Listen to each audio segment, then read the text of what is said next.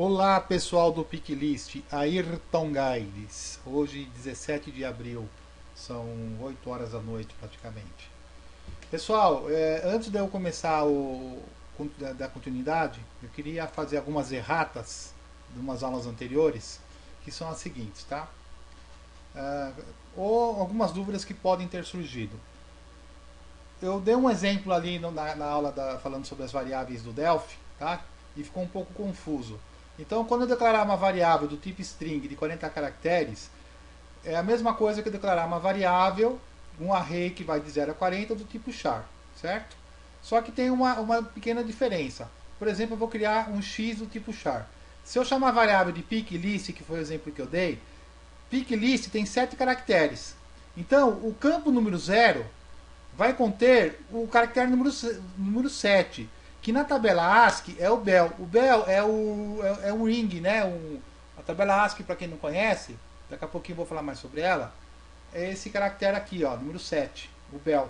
Certo? Por isso que eu falei que é o bel. Então ficou meio confuso lá. Tá certo, pessoal? Que mais que eu vou te falar? Aí a variável número 1 vai conter o P do picklist, a número 2 o I do picklist, a 3 o C e assim por diante, tá certo? Teve uma aula também, acho que foi a última, não lembro, a penúltima, quando eu falei que procedure test, se não me engano foi o nome teste que eu dei, que uma variável tipo integer, em C era a mesma coisa que eu falar void int variável. Não é.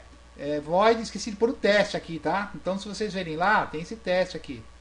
Aqui minhas aulas eu não edito, eu gravo ela 10 minutos, tá? Que acho que é o tempo que o YouTube permite que a gente coloque alguma aula.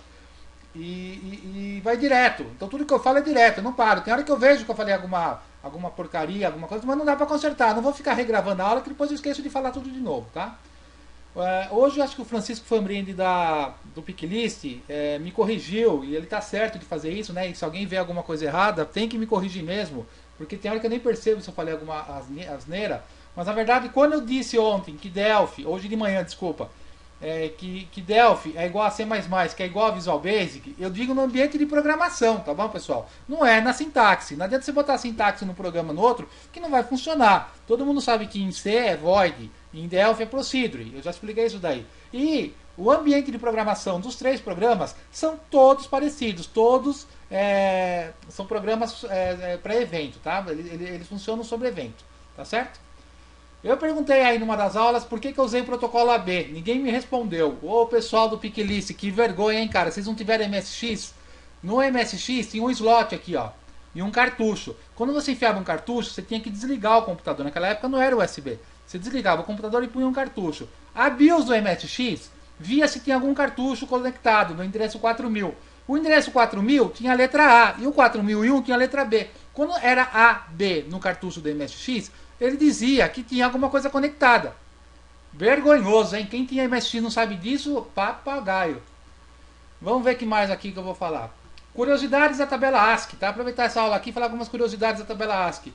Esses caracteres aqui de 0 a 31 em decimal ou de 0 a 1F em hexadecimal são caracteres de controle. Então eu fui falar para vocês do caractere de controle, mas não expliquei direitinho. Tá? Então se vocês procurarem alguma tabelinha no Google, vocês vão ver que cada caractere eles têm uma finalidade. O caractere 0 número null, certo? Eu falei ontem lá que o caractere número 13 em decimal é o retorno do carro, é o enter. Tá vendo? Ó? Significa isso. O 10 aqui, ó, line feed, alimenta a linha. Tem um, se não me engano, acho que era o 12, é o form feed. Se você colocar o caractere 12 numa impressora, né, e mandar imprimir pelo DOS, e der o caractere número 12, ele vai cuspir a folha fora. É assim que faz. Aí você dá uma estudadinha nessa tabela aqui, que ela é muito interessante, tá? É para não ter um conhecimento meio inútil aí, mas é bom saber de vez em quando. Tá certo? Os caracteres acima de 127 são caracteres não imprimíveis. Certo? Deixa eu pegar aqui que eu fiz uma... Tá? Tá aqui, o de 32 são os imprimíveis, o de 0 a 31 os de controle, de 128 a 255 são considerados caracteres gráficos ou estendidos, tá? É uma tabela estendida, que são esses caracterezinhos aqui, ó, que você coloca bordinha, moldurinha e tudo mais. Existem programas que ele não imprimem esses caracteres, você tem que fazer uns macetes. Existem displays gráficos que não imprimem esses caracteres, tá certo, pessoal? Vamos aqui continuando. Uma outra curiosidade da tabela que é o seguinte, o caractere número, o número 30 em hexadecimal é o caractere 0. O 31 é o caractere número 1. Ou seja, se você quer imprimir no display gráfico ou no display de LCD, e você tem lá, você tem que jogar em hexadecimal alguma coisa, é só você pegar o número que você tem e somar 30 em hexadecimal que você tem lá o 0. Ele vai imprimir o 0 para você. Então você não precisa fazer nenhuma rotina, chamar, subrotina, alguma coisa, que você faz, é só você somar o 30, o 30 no número que você tem, que ele já vai imprimir para você o caractere, tá certo? Da mesma forma que o caractere A em maiúsculo é 41 em hexadecimal, 65 em decimal, e esse aqui em binário. O A minúsculo é a mesma coisa, 61 é 20 a mais, certo? 97 em decimal, e é só acertar esse bit. Então aqueles programas que convertem em caixa baixa em caixa alta, ou seja, minúsculo em maiúsculo, é só zerar esse bit aqui, ó, que você transforma o caractere. Para todas as letras elas acompanham, tá certo, pessoal? Vamos ver aqui rapidinho. Delphi é um programa que, se for feito da forma que eu estou mostrando, ele é exclusivamente processado pelos eventos. Quais eventos tem o tcomport? Certo? O tcomport só tem os botões e o tcomport só vai ter o evento daquele do RX. Certo? Se nós colocarmos um timer com intervalos de 1 milissegundo para comunicação no PC, o PC será o servidor, porque só ele vai gerar evento. Se você colocar um timer com intervalos de 1 milissegundo para comunicação no microcontrolador, ele será o servidor. Certo? Você pode também, por exemplo, se esse cara for o servidor, na hora que ele mandar qualquer coisinha para o PC, o tcomport vai dar o evento no RX, que vai alimentar lá o memo lá que eu mostrei para vocês ontem. E aí o que vai acontecer? Você vai ter o evento, você vai conseguir processar o seu programa, tá certo, pessoal? Na hora que eu estiver trabalhando com o botão, se todos os botões estiverem zero, eu vou trabalhar com 16 botões. Eu vou fazer 1, depois eu vou fazer 16. Então, para já antecipar o que eu vou fazer daqui a pouquinho, eu vou explicar aqui de uma forma mais gráfica para vocês. Eu tenho 8 botões na parte alta e 8 botões na parte baixa do número. E eu vou mandar essa string aqui. Eu vou mandar um hexadecimal no terceiro e no quarto caractere da serial. Certo? Se for todo mundo 0, eu vou mandar o 0. Se for esse cara 1, eu vou mandar o número 1. Então eu vou mandar 1, 0. Eu vou mandar a parte baixa, depois eu vou mandar a parte alta. Tá certo, pessoal? Então eu vou mandar 1 e 0. O que vai acontecer se vocês... Presta muita atenção nisso aqui, principalmente quem é novato, cara. Vocês têm que prestar muita atenção. Se eu tiver essas teclas nessa condição aqui, certo?